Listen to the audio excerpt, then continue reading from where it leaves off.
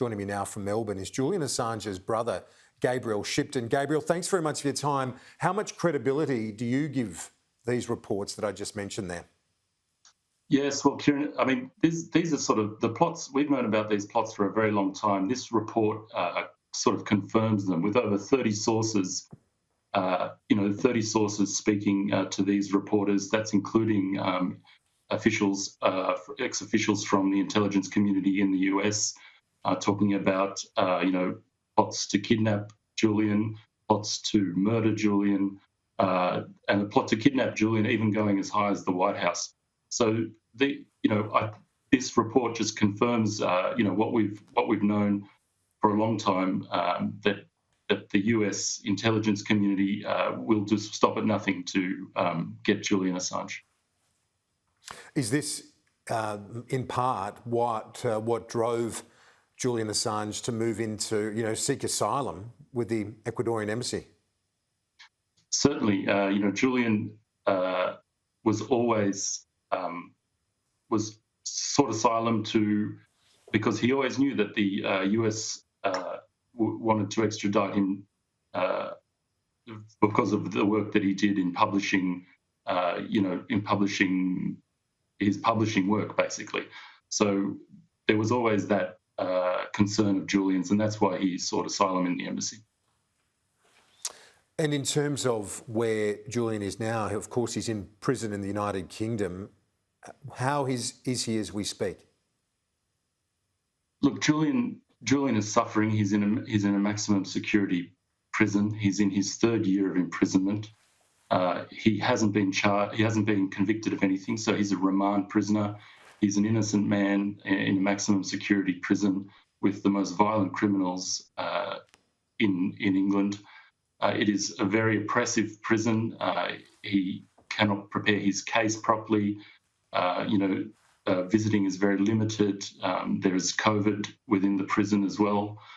So, it is really a bad situation for him, particularly that he is he's a non-violent prisoner.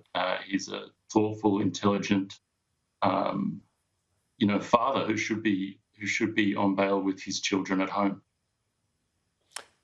How does he see this report now? Does he still suspect that the US is out to get him in this sense as well? The fears of assassination, kidnapping, and so on. Is this still a concern of his under the Biden administration?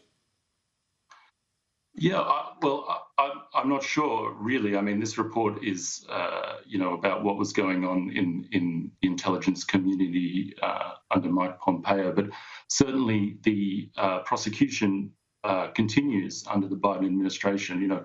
This prosecution was sort of put in place. So this article talks about this prosecution being put in place because they wanted to kidnap Julian and rendition him to the US, but there was no charges laid against him. So they pressured the Justice Department to put forward a prosecution here so that they could keep him in prison once he was rendered to the US.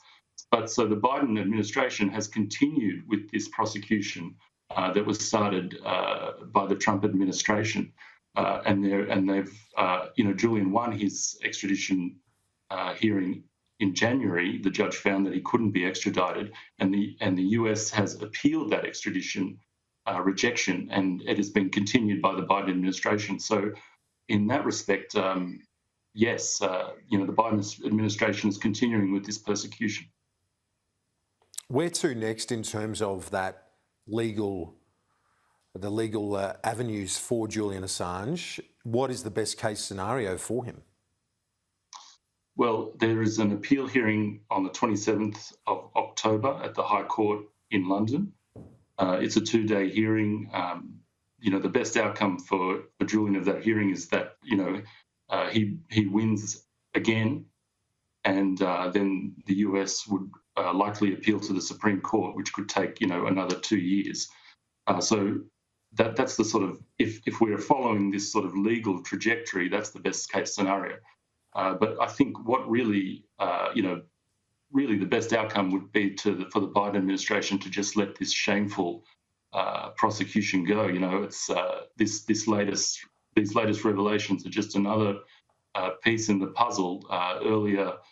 Earlier this year, there was an investigation by an Icelandic newspaper that found one of the key witnesses in the prosecution case lied to the FBI, and those lies were made it into the magistrate's judgment on January 4th. So this case is really, really just falling apart. It's shameful for the prosecutors to just keep pushing it forward. So the best outcome is for the Biden administration just to let this go.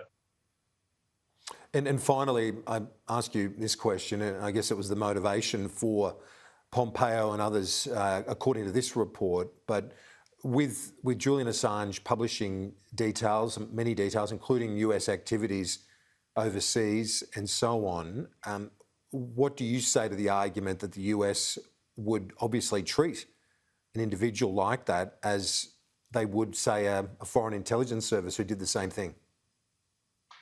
Well, I mean, Julian's what he does is he brings information and releases it to the public. He's not using it as a sort of a tool like a spy service would. He is using that information like any other journalist would. He's sourcing information and he's bringing it to the public.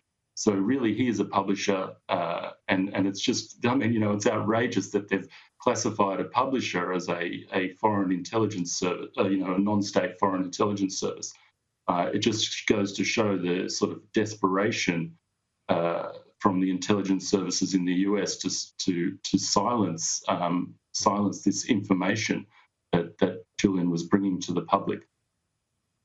Julian Assange's brother, Gabriel Shipton, joining me live from Melbourne. Appreciate your time and your thoughts this afternoon. Thank you.